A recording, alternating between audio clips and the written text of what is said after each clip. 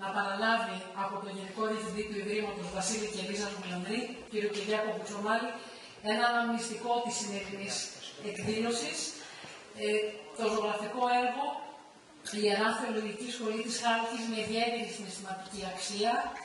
Έχει φιλοτεχνηθεί από τον ζωγράφο και σκηνογράφο Ανδρέα Γεωργιάδη, τον οποίον επίσης καλώ στη σκηνή.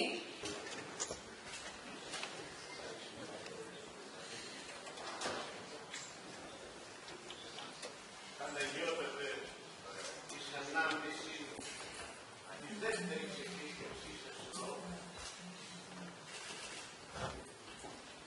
Ο Ανδρέας Γεωργιάδης, κλασικός και σκηνογράφος, φιλοτέχνησε αυτό το έργο, γνωρίζοντας πόσο θα σας συγκινήσει.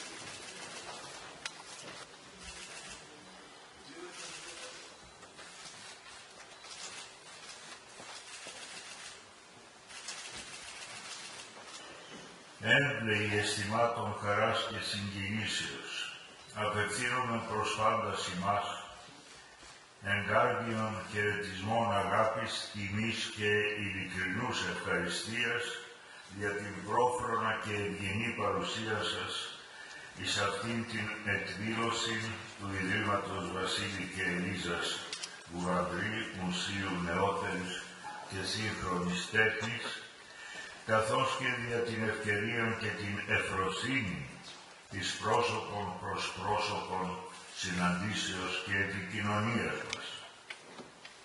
Εις παρομοίας εκδηλώσεις η αμηχανής ο πρόεδρος της Τουρκικής Δημοκρατίας, ο κ.